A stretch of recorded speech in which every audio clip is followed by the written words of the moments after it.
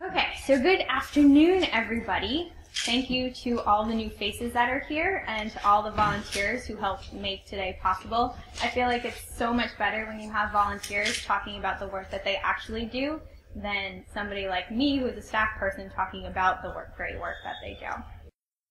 For those of you who don't know who I am, my name is Jessie Gagnon and I am the Director of Education for the Friends of Auburn Heights Preserve.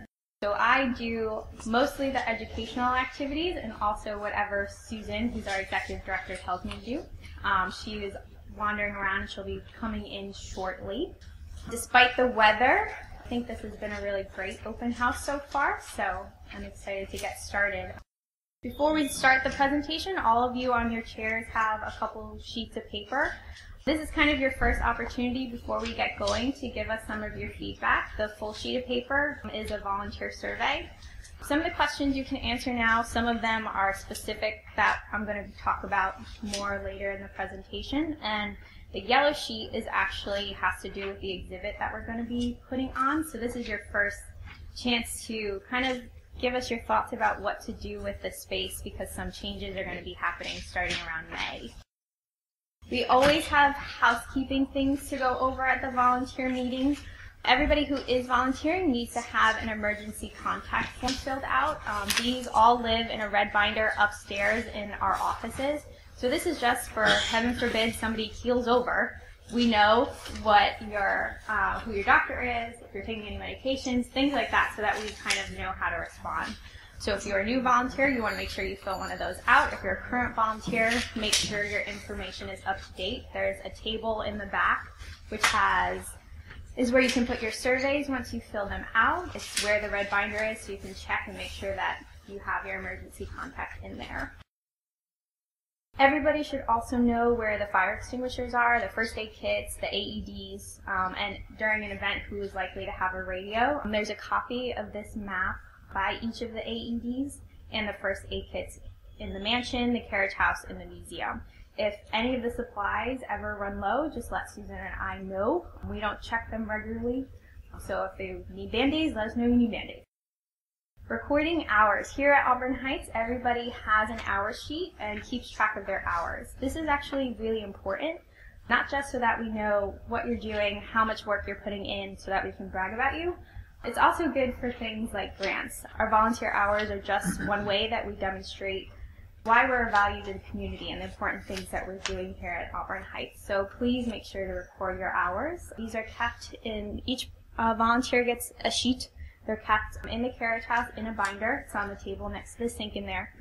You just record the date, what activity you were doing, whether it was a work night, a steam and day event, whether you're helping with a field trip, time in, time out, and then we compile all the hours. Membership and volunteer shirts. If you're hoping to or are working directly with our accession collections, so that has to do with working with the cars, working with the trains, electric trains, you have to be a member with the Friends of Auburn Heights just because you're working directly with the collections. Shirts, a lot of you might see that some of us have our volunteer red shirts. We have catalogs. I should have brought them down, but they're upstairs in the office. You pick what kind of shirt you want. We can order them. It's not a requirement, but a lot of volunteers like them, and it kind of, when you walk in and all of us are all wearing the same colors, it's nice. We have a new brochure. How many people have seen the fact that we have a new brochure? Current volunteers.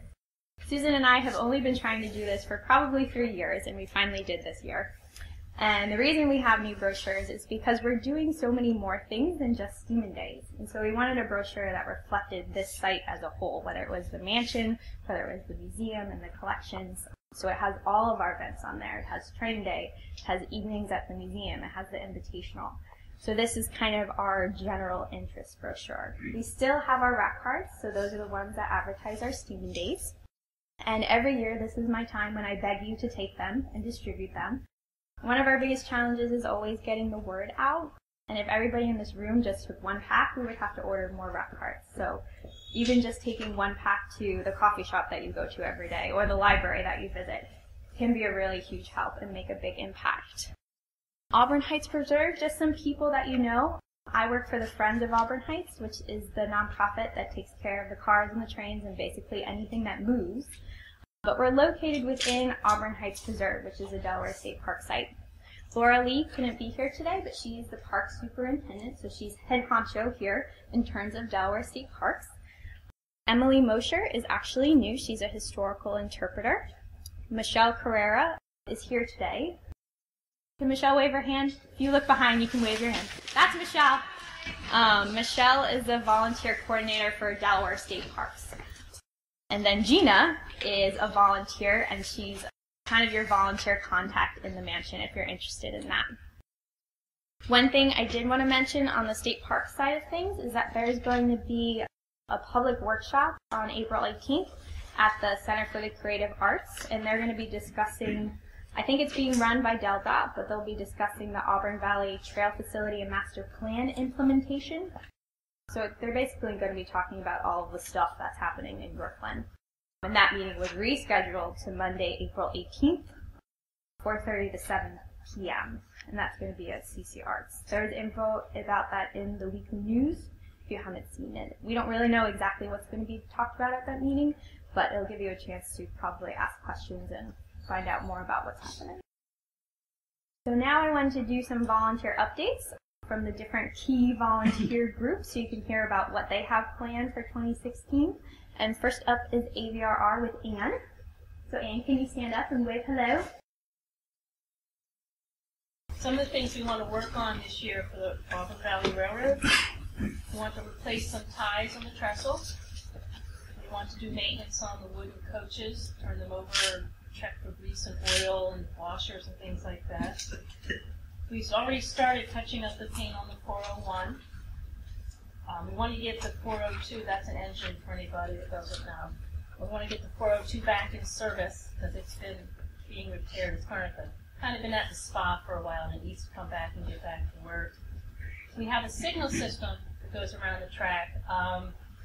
It's sort of partially installed. We'd like to finish it. And I noticed one of the signals is red all the time, so that needs to be worked on. The turntable, when we roll this engine out and turn around and go around the track, it needs to be realigned. It's off. Said he's working and it does need painting. One of the ongoing things we're always doing is track work and tie replacement. That goes on from the minute the ground thaws until the ground freezes again. One of our wishes is we would like to design and make a new coach, one that people either sit on a bench or they straddle like a bar that goes down the middle of it. So we've been talking about that the last few weeks, how to do that. So that's one of our wish lists. And we do plan to have engineer classes in May once we get through training day, May 1st. And we would show people who want to be engineers how to fire up the engine, and they would get the opportunity to sit behind the diesel and the steam engine and take them out a few times to see if that's what they really want to do. So we have a lot to do. Anybody any questions? Easy. Thank you. Electric trains.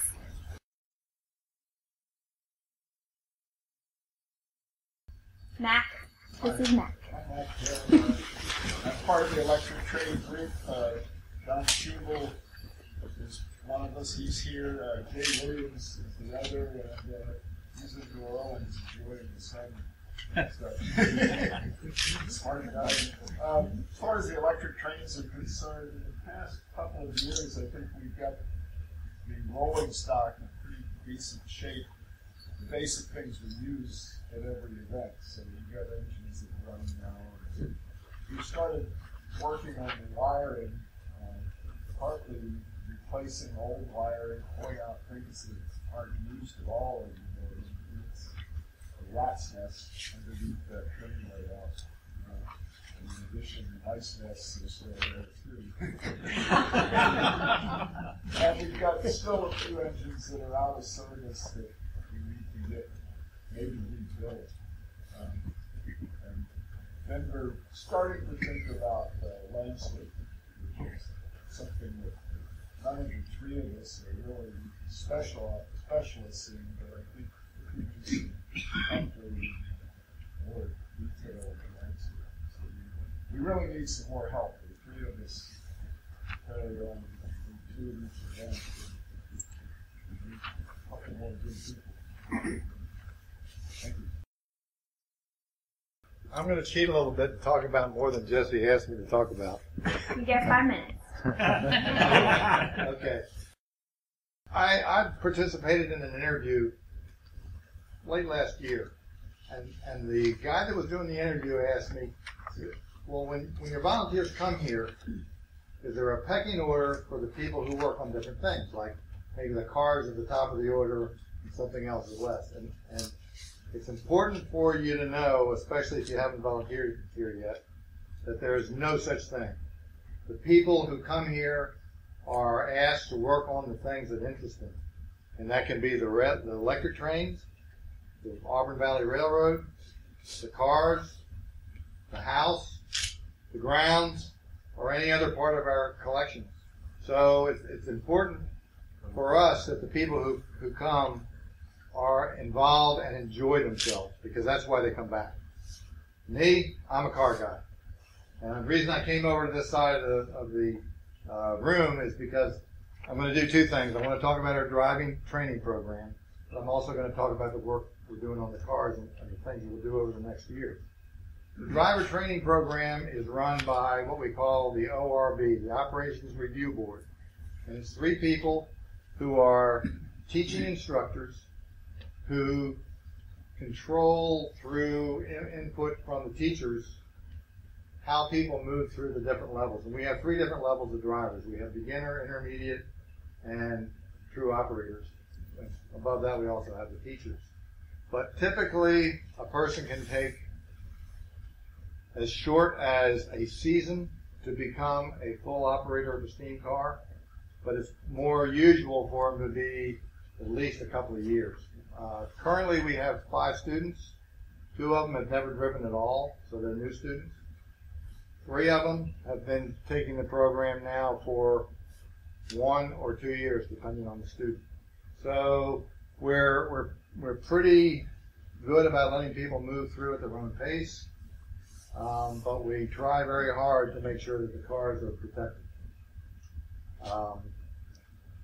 The requirements for becoming a driver training person or student: you have to be a member, and I think Jesse's, the materials that were handed out, you really have to be a member to do any work on any part of our collection.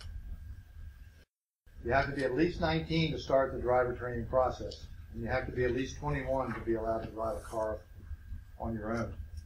And that's driven as much by insurance as anything else. In fact, we have to get a waiver from our insurance company to teach students who are less than 21.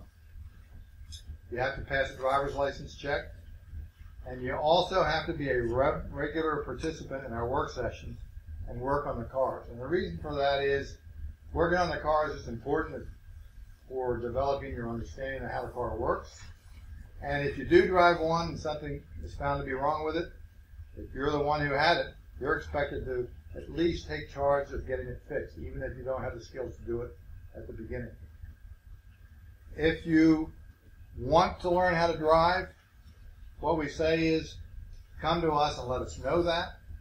But what we've decided after maybe 5 years of experience is that we prefer to invite people to drive after we've had a chance to watch how they work on the cars, because the steam cars, most of them, there's not a lot automatic about them, and we want the drivers to be capable of understanding how they work. And what we found is that if we spend a lot of time with someone who can't grasp that, it's not good for either of us. So that's the requirements. If a new volunteer is interested, come see me, or Tom, or Bill Schwabel, who's another work night volunteer who's not here today. But that's how we do it. As far as the work that we're doing on the cars, those of you who've done the tour so far, there's 3 cars up in the museum that we're working on. There's 3 of them right here too. This blue car here, the reason the hood is off of it is it developed a bubble in the paint, and we're going to have that repaired. So that's kind of a minimal sort of thing that we would do. That gets taken to an outside shop. We take the hood off and put it back on, and that's not something that we think we're great at.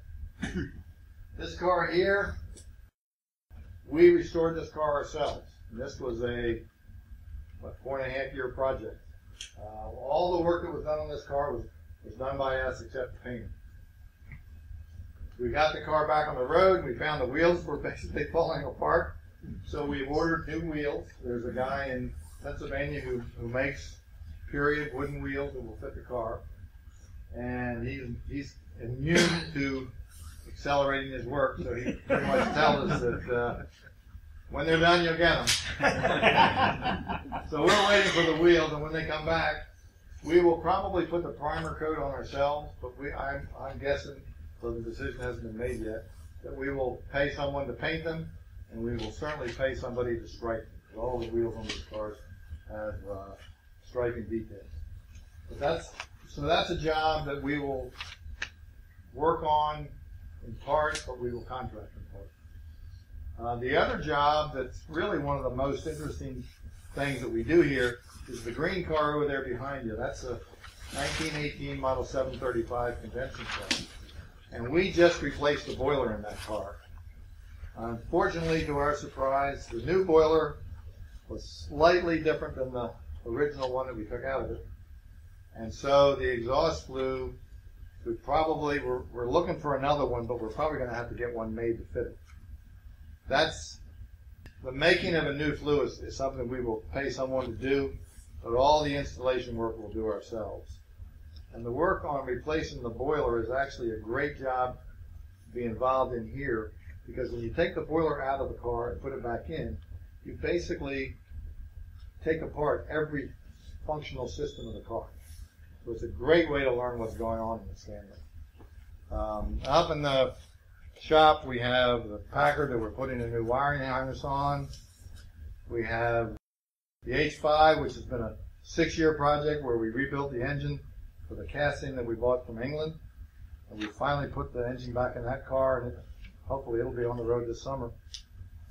And the other car there, we did a little work on the burner, working on the pilot. So the range of work we do is pretty wide.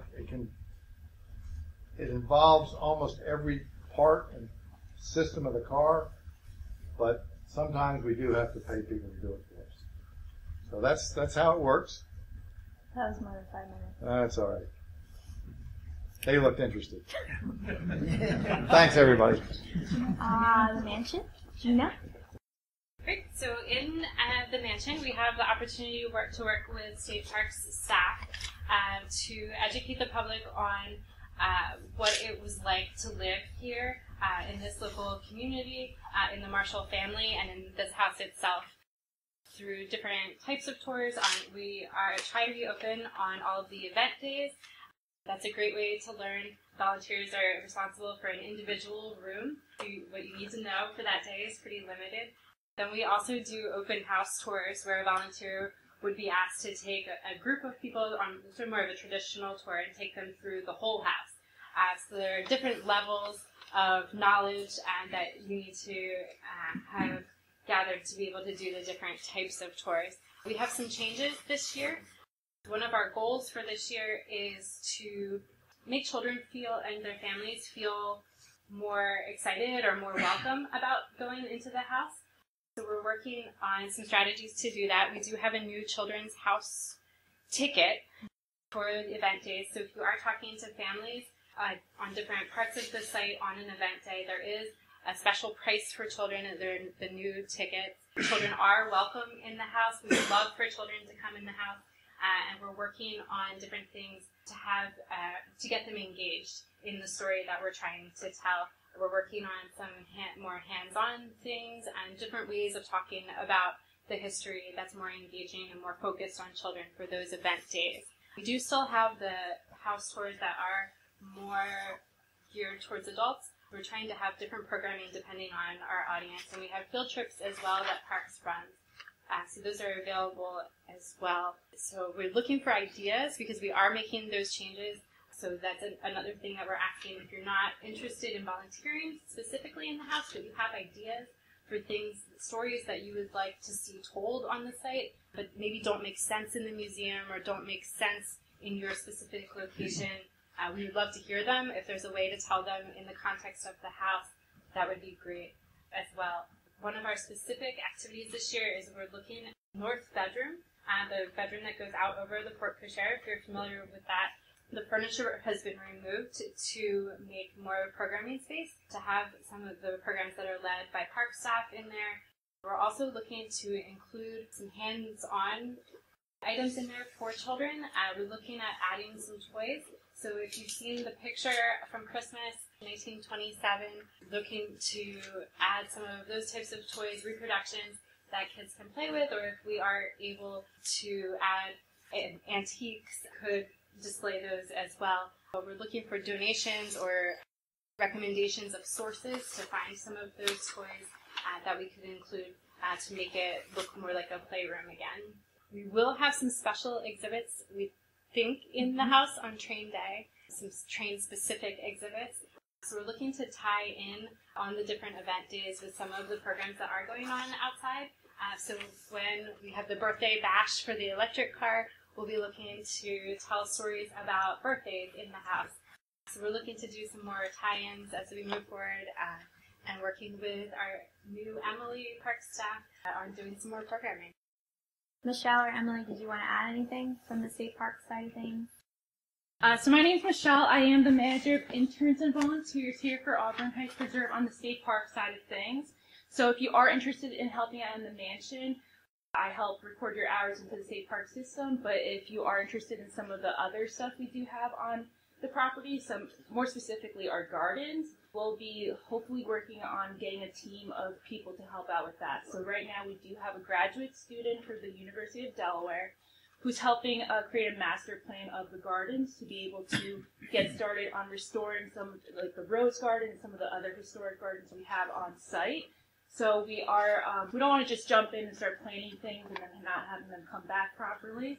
So he's helping us make that master plan, so stay tuned for that. We're going to be having hopefully some volunteers help out on that end of things. And then on the programming side, we're also hoping to have people who may be interested in possible bird walks or anything with the trails or any of the other programming. If you're interested in helping out there, we can get you on that team as well. So if you are interested, we'll be in the back. I could take down any emails and phone numbers and stuff like that. So stay tuned.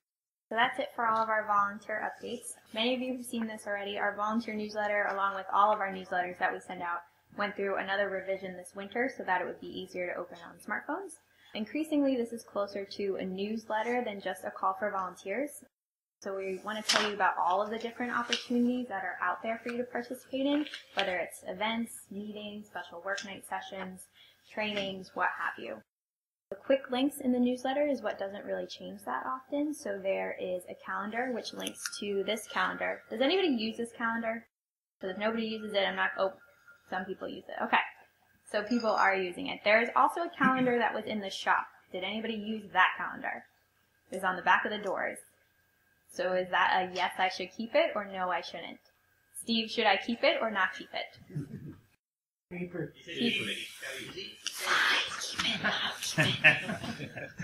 For the quick links, calendar links to that one. There's also a link to all of the sign-up sheets. So if you are, for example, a train engineer and you always want to be a train engineer for every single event, you can go in and you can sign up for all of the ones that you're available for.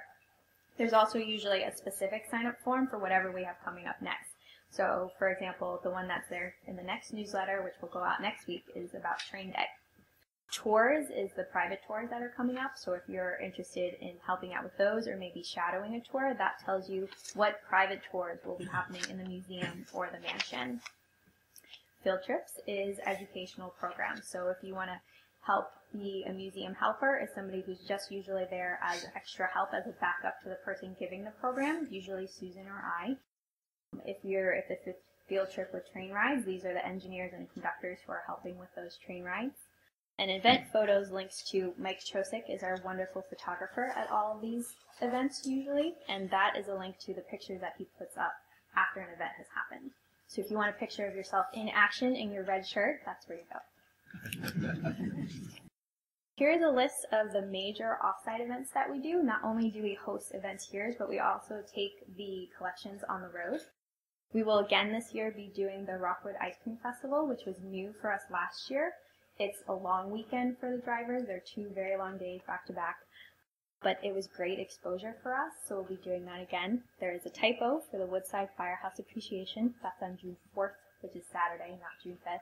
But this is the day before our birthday bash, so we'll be at Woodside kind of promoting the Sunday Steamin' Day on the Saturday before. Train Day.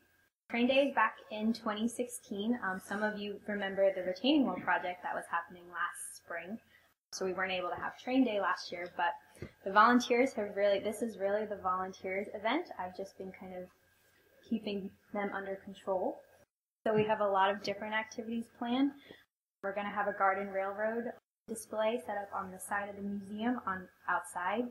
Mike McDevitt will be bringing his 7 1/4 inch gauge railroad. The track that we have here on site is 7 1/2 inch. We're going to have a telegraph activity. Nordell Model Railroad Group is going to bring their modular layout. We're going to have a track tools display and other railroad equipment. Wilmington and Western will be tabling because they're celebrating their 50th anniversary this year. And there's going to be a lot going on. So I'm really excited about Train Day and all of the hard work that the volunteers have put into planning that event and getting everything organized. Evenings at the museum are back again this year. This was kind of our pilot program last year to try and expand programming and have some more adult programs.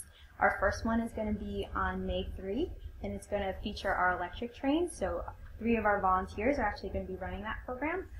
John, Mac, who you've heard from already, and Jay.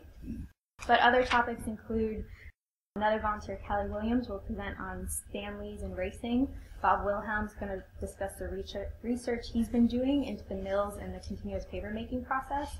And John Harrison will do a presentation on local Yorkland history. So we're trying to get a variety of all different types of programming. At the annual meeting, Susan and I hinted that we were going to be trying something new in the museum for 2016. The current arrangement of the automobiles has been this way since about 2012, and we knew at the end of last year that we wanted to do something different. And so our plan is actually to do our first kind of self-curated full exhibit in the museum. And we're going to really start that in May after Train Day, with starting to rearrange the cars. And the topic is really going to center around the history of the Stanley Motor Carriage Company. That's the company that built most of the cars in this museum, and how that story intersects with the Marshall story and the collection that's here. So we're going to be rearranging the cars, coming up with new displays and explanations, and trying to tell new and different stories in this space.